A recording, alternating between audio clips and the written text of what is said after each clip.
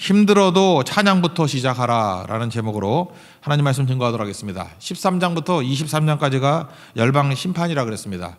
오늘은 그 13장에 이어서 바벨론 심판, 그리고 또 하나 나라가 아수르, 현실의 강대국이죠. 아수르의 심판, 그리고 현실의 양아치 같은 존재가 블레셋입니다. 블레셋 심판, 이렇게 세 나라 심판에 관한 내용이 기록되어 있습니다.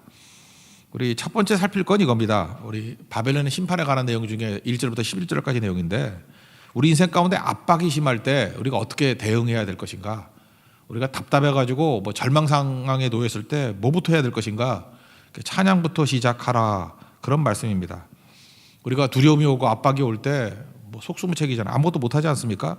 오늘 1절 보니까 슬픔, 공고, 3절에요. 슬픔, 공고, 수고하는 고요, 뭐 이런 게 올 때라고 얘기하죠. 4절에 뭐라 그래요? 노래를 지어서 하나님 앞에 찬양부터 먼저 하라. 3절과 4절을 다 같이 읽겠습니다. 시작.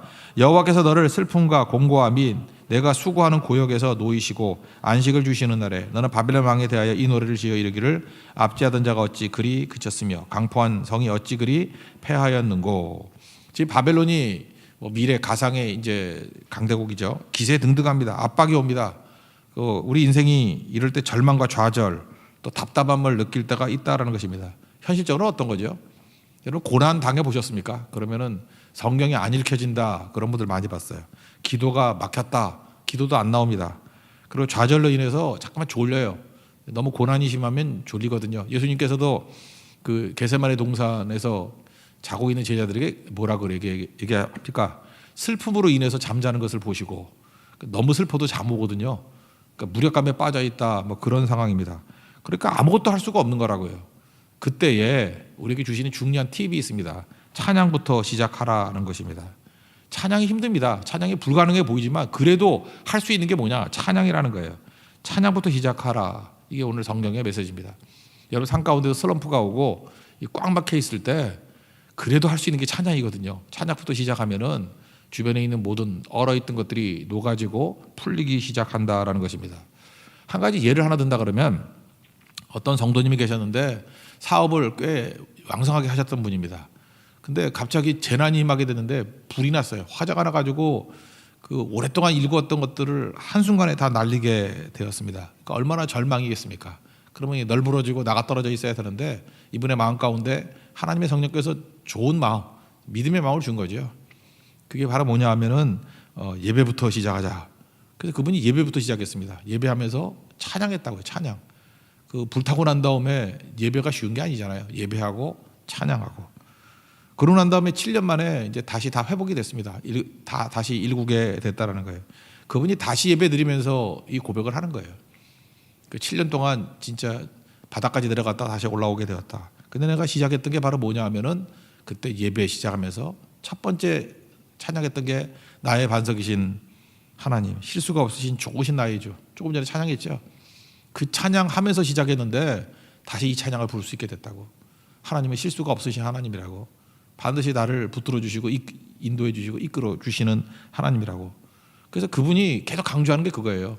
넘어지고 슬럼프에 빠진 사람들, 찬양부터 시작하십시오. 찬양이 힘듭니다. 그래도 힘들어도 찬양을 할 수 있습니다.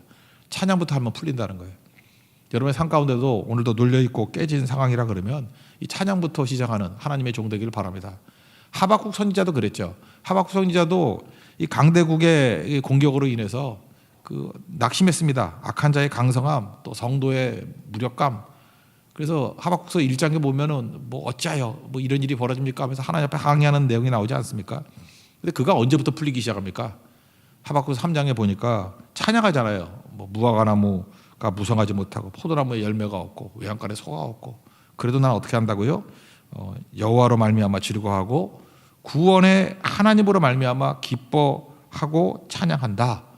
그때부터 풀리기 시작하잖아요. 여기서 나온 게 뭐예요? 믿음이잖아요. 믿음. 오직 의인은 믿음으로 말미암아 살리라. 그러니까 이걸 연결시키면 뭐죠? 절망 가운데 찬양할 수 있는 게 믿음이라는 거예요. 거기서 로마서가 나온 거 아닙니까? 그죠? 오직 의인은 믿음으로 말미암아 살리라. 여러분 찬양으로부터 시작해서 승리할 수 있는 하나님의 종 되기를 바랍니다. 이렇게 찬양했더니 결과적으로 어떤 일이 벌어져요? 찬양대로 된 거죠. 아까도 화절에 인해서 다 무너졌던 사람이 일어섰듯이 다시 일어서게 됐다는 것입니다.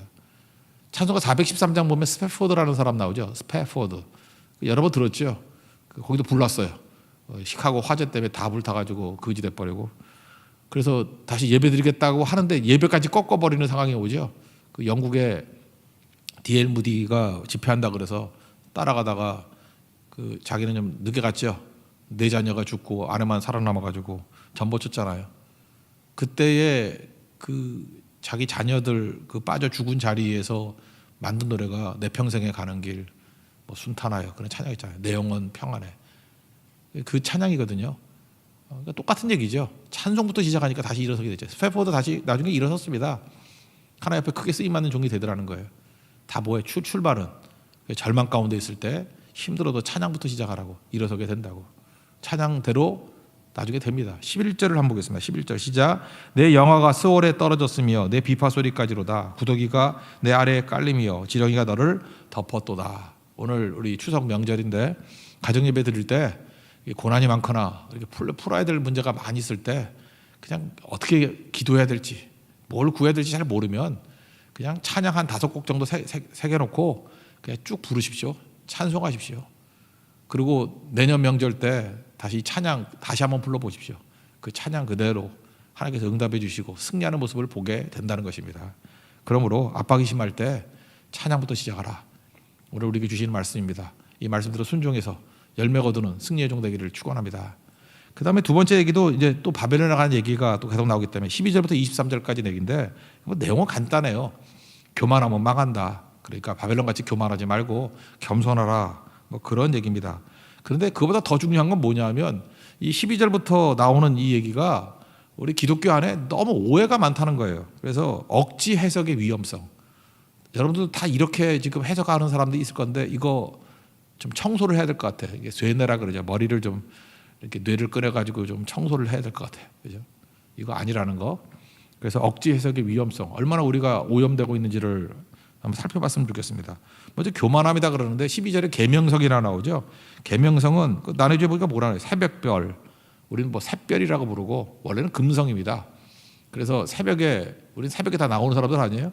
서울 사람이니까 별을 잘 안 보지만 새벽에 보면은 달이 보이고 그 다음에 하나 옆에 빛나는 게 보여요. 그게 금성이에요, 금성.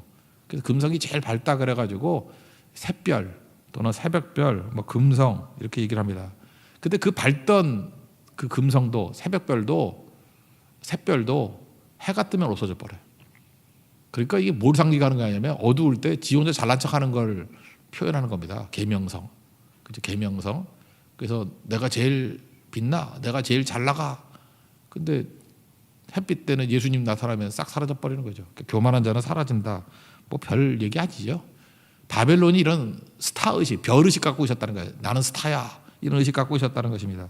그래서 뭐라고 얘기해요? 지극히 높은 곳에 올라간다. 나는 그래 선악과가 똑같은 거죠. 나는 하나님과 같다. 이랬더니 하나님께서 구덩이에 처박아 버린다. 교만하면 망한다. 뭐 그 메시지입니다. 뭐 어려운 거 아니에요. 한번 읽어봅시다. 12절부터 15절까지 읽으면 그냥 이해됩니다. 12절부터 15절입니다. 시작. 너 아침의 아들 계명성이여 어찌 그리 하늘에서 떨어졌으며 너 열국을 엎은 자여 어찌 그리 땅에 찍혔는고 내가 내 마음에 이르기를 내가 하늘에 올라 하나님의 묵별 위에 내 자리를 높이리라. 내가 북극 지폐의 산 위에 앉으리라. 가장 높은 구름에 올라가 지극히 높은 이와 같아지리라 한도다. 그러나 이제 내가 스월 곧 구덩이 맨 밑에 떨어짐을 당하리로다. 바닥에 처박힌다. 뭐 그런 얘기예요. 뭐 이렇게 그냥 교만하면 망한다 그러면 제일 쉽게 이해를 할 건데 이게 지금 많은 사람이 오해가 돼가지고 이런 얘기 들어보셨습니까? 찬양하는 사람들인데 찬양을 담당하던 천사가 타락해서 사탄이 됐는데 루시퍼가 됐다. 뭐 그런 얘기 들어봤죠. 그래서 찬양 담당하던 그 천사 중에 타락해가지고 루시퍼 사탄이 됐다고. 근데 그 성경이 있어요? 루시퍼란 말이 없잖아요. 근데 이렇게 얘기를 해요. 그래서 그게 주워 들은 지식이 위험한 거예요. 다 맞지도 않은 건데. 성경 말씀에 이르기를 하늘은 스스로 돕는 자를 돕는다 이렇게 말하는 사람. 성경이 있나요? 예. 그럼 말 같지도 않은 소리들을 하고 있는 건데 이게 그런 것 중에 하나예요, 그죠? 이게 말씀도 아닌 건데 이 계명성이라는 거를 성경 번역을 할 때 라틴어 번역을 했잖아요. 라틴어 번역 성경을 불가타라 그래요. 불가타. 근데 이 불가타 번역이 이게 한동안 그 중세까지 모든 사람이 다 이걸 읽었어요. 근데 이 번역에 문제가 많았다고. 그 대표적인 문제 제가 얘기를 했죠. 그 모세가 그 시내산에 올라가서 하나님 만나고 내려왔을 때 얼굴에 광채가 나가지고 이렇게 수건으로 가렸다고. 광채가 났다고. 근데 그 히브리어에는 자음만 있고 모음이 없잖아요. 그래서 광채란 말이 카라예요. 카라가 광채인데 이걸 불가타에서는 번역을 잘못해가지고 카라를 케렌으로 번역을 했어요. 케렌 모음을 잘못해가지고 케렌이 뿌리거든요. 그래서 미켈란젤로의 모세상을 보면 모세 이마에 뿌리 2개 있어 이렇게. 그 저게 뭐야 저거 어디 얻어 터졌나 막대기를 맞았나 그게 아니라 얼굴에 광채가 있다는 것을 불가타 성경 라틴어 성경에는 얼굴에 신의 산에 되었더니 뿔이 생겼다라고 번역을 해놨어요. 오역이죠.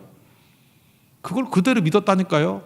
그래가지고 그 이마에 뿔 나면은 뭐 하나님 영광을 본 거다. 별 바보짓들 다 한 거죠. 그러니까 이 불가타의 오역이 이렇게 심한 거였다고요. 근데 그거보다 더 심한 오역이 뭐냐면 제가 볼 때 이 계명성이에요. 계명성이라는 것이 라틴어로 루키페레거든요. 루키페레 또는 루시페레. 우리 그 루키페레 뭐 발음 뭐 똑같이 해야 됩니다. 루시페레라고 발음해서 루시페레에서 루시퍼가 나온 거라고요. 루시페레, 루키페레. 이 루크라는 게 뭐예요? 이게 룩스라고 하는 영어에도 있잖아요. 그죠? 빛이라는 거 빛. 페레는 가져오다.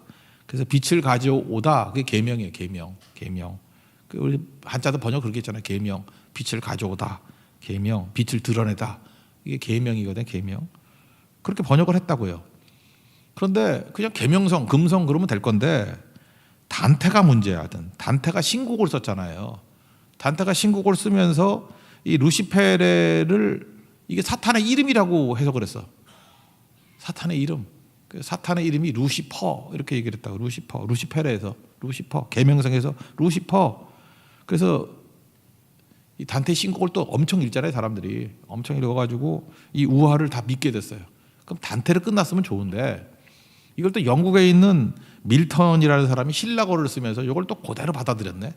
단테 신곡지 얘기를. 그래서 거기서 나오는 신라곤에서 그 뱀이 유혹하는 그 친구 이름을 루시퍼라고 말한 거라고. 그랬더니 이제 다 받아들인 거예요. 아, 사탄의 이름이 루시퍼구나 이렇게 된 거예요. 루크페레 계명성에서. 그러니까 두 사람이 실수한 거죠. 먼저 처음에는 불가타에서 실수.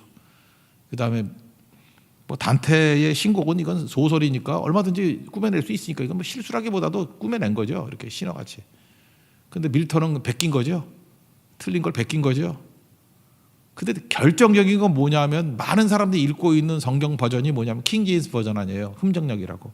킹제임스 버전에 루시퍼라고 넣었어요. 이거를 바보같이. 오 루시퍼 Son of the morning. 그래서 아침에 아들이여 루시퍼 이렇게 루시퍼라고 써놨어요. 루시퍼 LUCIFER 루시퍼. 그래서 그 다음에 많은 사람들이 성경에 있잖아. 이거 없는 건데 이렇게 집어넣은 거거든. 루시퍼 원래 계명성이라는 뜻인데 루시퍼. 그러고 난 다음에 신약 성경에 보니까 또 이 비슷한 말씀이 있는 것 같아. 그래서 막 연결시키는 거예요. 누가복음 10장 18절을 보니까 예수님께서 제자들에게 이제 돌아와서 보고하니까 사탄이 하늘로부터 번개같이 떨어지는 것을 내가 보았노라. 그러니까 뭐 별 같잖아, 그죠? 하늘에서 번개같이 번개인데 아니 썬더하고 스타하고도 구분을 못하나? 번개가 떨어졌다 그러지 별이 떨어졌다는 게 아닌데, 그죠? 하늘로부터 번개같이 떨어지는 것을 내가 봤다. 그래서 이걸 잘못된 연결을 해가지고 루시퍼가 돼버린 거예요. 그냥 사탄의 이름이 루시퍼. 그래서 교회 안에서 이렇게 막 노래를 잘하는 남자애들, 여자는 안 그래요. 남자애들이 노래 잘 인기를 얻잖아요. 그럼 교회 안에서 그래서 너 루시퍼 된다 그랬다고.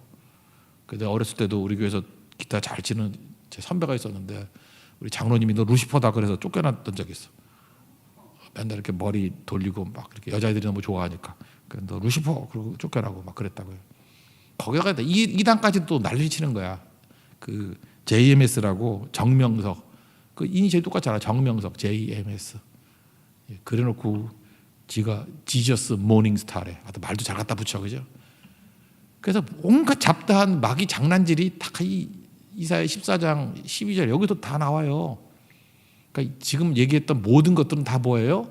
새빨간 거짓말이라고. 이거 믿으면 안 돼요. 사탄의 일이 무슨 루시퍼예요? 루시퍼는 계명성이지. 그 발레가 뭐냐? 그 예수님이 사탄이에요? 예수님에 대해서 이렇게 표시하겠거든.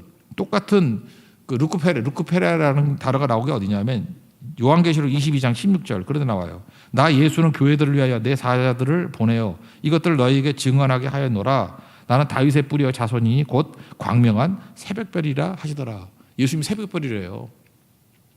이게 루키페라 예수님이 루시퍼예요? 그 말도 안 되는 얘기지. 이게 아니죠. 또 나와요. 베드로서 1장 19절 보니까 또 우리에게는 더 확실한 예언이 있어. 어두운 데를 비추는 등불과 같으니 날이 새어 샛별이 너희 마음에 떠오르기까지 너희가 이것을 주의하는 것이 옳으니라. 그리스도의 재림을 예고하는 별을 샛별이라 그랬다고. 그러니까 예수님을 표현하는 거죠. 그러니까 굳이 말한다 그러면 루키페라는 예수님을 표현하는 표현이에요. 샛별, 새벽별 예수님이라고. 근데 이걸 갖다가 이제 오해해가지고 이렇게 되는 거죠. 그러니까 성경을 읽을 때는 문맥에서 읽어야 되고 그 다음에 항상 시비 걸어야 된다는 것입니다. 그래서 루시퍼라는 말 속지 마십시오.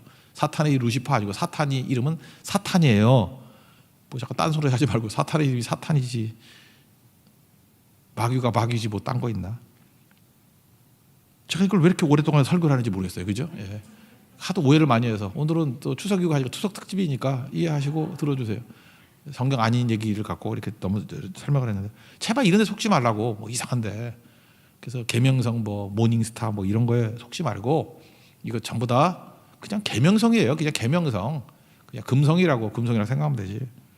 그러니까 여기에 메시지는 딱 하나죠. 교만하지 말라. 예수님도 그랬잖아요. 높아지려고 하면 낮아지고 낮아지려고 하면 높아진다. 이 바벨론 높아지려고 했더니 바닥에 처박히지 않느냐. 누구든지 자기를 높아지는 자는 낮아지고 누구든지 자기를 낮추는 자는 높아지리라. 겸손이 뭐라 그랬어요? 그냥 충성하는 거. 그리고 결과를 하나님께 맡기는 거. 교만이 뭐예요? 결과를 내가 컨트롤하려고 그러는 거. 그러니까 교만한 사람이 못하는 게 뭐예요? 순종이 안 되고 교만한 사람이 못하는 게 뭐예요? 맨날 거짓말 하잖아. 거짓말을 하는 이유가 뭐예요? 정직하면은 결과가 안 좋아. 그래서 결과를 자기가 바꾸려고 거짓말을 하는 거야. 그러니까 거짓말 플러스 교만의 죄예요. 이게 최악의 죄죠. 그러니까 신앙생활은 뭐예요? 겸손한 건데 겸손은 뭐예요? 그냥 말씀대로 순종하는 거. 왜 순종할 수 있죠? 결과를 주님께 맡기기 때문에. 결과를 주님께서 바꿀 수 있기 때문에. 그래서 우리는 순종할 뿐입니다. 그래서 겸손이 순종이라는 거예요. 겸손하게 하나님 앞에 쓰임받는 믿음의 종 되기를 축원합니다. 그 다음 세 번째 살필 것은 이거예요. 이제 아수르하고 바벨론. 현실적인 대적이라 했죠. 하나님의 경영은 이루어진다. 그런 얘기죠. 아하스의 어리석음이 뭐라 그랬어요? 아하스가 북쪽 이스라엘하고 그 위에 아람하고 연합해가지고 공격을 한다 그랬죠. 그랬더니 그 위에 있는 아수르 의지했다 그러잖아요. 의지할 것도 못 되는 아수르. 아수르라는 바보죠. 그러니까 아수르는 어떤 존재예요? 아하스의 믿는 구석이라고. 이 바보 같은 녀석. 하나님을 안 믿고 글쎄 아수르를 믿어요. 그러니까 지금 하나님께서 지금 이 멍청한 아하스에게 뭐라고 설명하는 겁니까? 나의 경영이 이루어진다. 제가 마침 경영학과를 나왔어요. 경영이 뭐냐 하면은 활용 가능한 자원을 동원해서 목적을 이루는 거. 그러니까 동원할 수 있는 자원들을 다 동원해가지고 목적을 이루는 거. 그걸 경영이라 그래요. 그러니까 하나님께서는 어떤 분이야? 하나님의 목적을 이루는 게 경영이에요. 하나님은 다 모든 게 다 하나님의 것이니까 하나님께서는 심지어 악까지도 동원해가지고 악도 허용하시는 거죠. 근데 악한 짓을 하려면 해. 그렇지만 하나님의 뜻은 이루어져. 그거죠. 목적을 이루는 거. 그게 경영이에요. 그래서 하나님의 경영은 이루어진다. 그러니까 무슨 얘기예요? 아수르가 강하다 그래서 아수르 뜻대로 되는 게 아니라 하나님 뜻대로 되는 거야. 하나님의 경영이 이루어져. 뭐 그런 얘기죠. 그래서 아수르 굉장히 현실적인 강대국인데도 불구하고 여기 보니까 4절에 그냥 간단히 설명해버려요. 그것도 하나님의 경영이 이루어진다에 슬쩍 끼어서. 그러니까 하나님이 현실적인 두려움인 현실적인 의지인 아수르를 다 개무시하는 거죠. 아수르는 아무것도 아니야. 내 경영이 이루어지는 거야. 그래서 굉장히 짧은 언급만 하고 넘어가 버립니다. 블레셋보다도 짧아요. 하나님이 의도적으로 이렇게 했다고 생각을 합니다. 그래서 아수르에 관한 심판 얘기를 한번 읽어봅시다. 24절부터 27절입니다. 시작. 만군의 여호와께서 맹세하여 이르시되 내가 생각한 것이 반드시 되며 내가 경영한 것을 반드시 이루리라. 내가 아수르를 나의 땅에서 파하며 나의 산에서 그것을 짓밟으리니 그때 그의 멍에가 이스라엘에게서 떠나고 그의 짐이 그들의 어깨에서 벗어질 것이라. 이것이 온 세계를 향하여 정한 경영이며 이것이 열방을 향하여 편 손이라 하셨나니 만군의 여호와께서 경영하셨은즉 누가 능히 그것을 패하며 그의 손을 펴셨은즉 누가 능히 그것을 돌이키랴. 아수르 아니야 이 바보 같은 녀석아. 하나님이야. 그 얘기죠. 이 아하스 너 바보같이 글쎄 아수르를 믿니? 아수르는 아무것도 아니야. 내 경영하는 것이 이루어져. 여러분 믿습니까?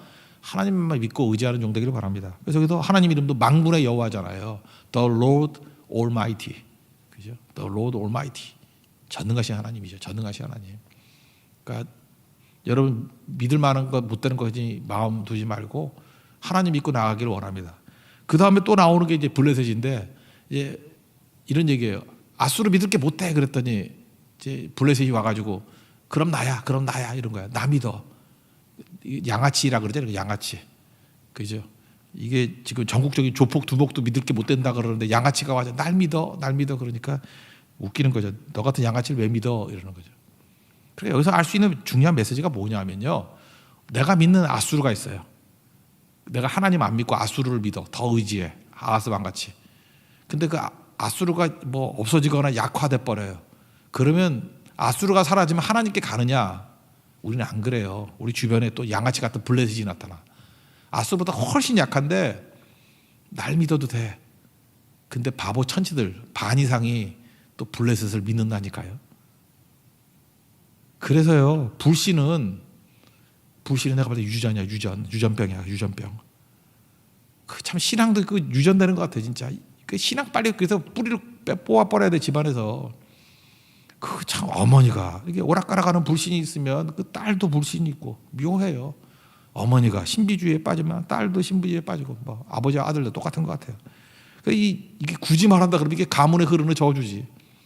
빨리빨리 끊어버려야 된다니까. 이 아하스 이 멍청한 녀석, 이 아하스 같은 유의 사람들 어떠냐면 아수르를 의지하다가 아수르 믿을 게 못돼. 그러면은 이제 사람 의지하지 말아야 될 거 아니에요. 근데 블레셋 같은 것들이 나와가지고 이제는 나를 믿어. 그러면 또 그쪽으로 간다니까. 그러니까 미치는 거죠. 왜 하나님께서 왜 아수르를 제해버리십니까? 이제 아수르 믿지 말고 하나님만 믿으라고. 근데 어리석게도 아수르 사라지니까 이 말도 안 되는 하나님께는 안 가고 또 블레셋에 가가지고 양아치한테 가가지고 어울리고 있다고요. 머리 아픈 거죠. 여러분 그래서 이단에 빠졌던 사람들 보면은 한쪽 이단이 가짜다 뭐 무슨 뭐 종말로 그랬더니 오지도 않더라. 그러면 또 다른 이단 가요. 그 옆에 있는 2.5단에 가가지고 또 얼쩡거리고. 그러니까 아수르하고 놀던 애들은 블레셋 가서 또 온다니까. 이게 하나님의 안타까움이라고. 주께서 돌아와라. 말씀으로 돌아와라. 참된 진리로 돌아와라. 이거 어떻게 해야 되죠? 이거 어떻게 해야 되죠?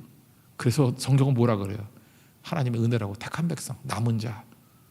남은 자가 돌아온다 그런 얘기야. 남은 자. 하나님께서 그들을 통해서 일하신다. 여러분 남은 자들은 축복과 은혜가 임하기를 기원합니다. 오늘 너무 내용이 많아가지고 이것저것 했는데 우리 적용 중심으로 본다 그러면 압박이 심하고 어려움이 있을 때 기도도 안 나오고 성경도 안 읽혀지고 뭐부터 해요? 찬송부터 하라고.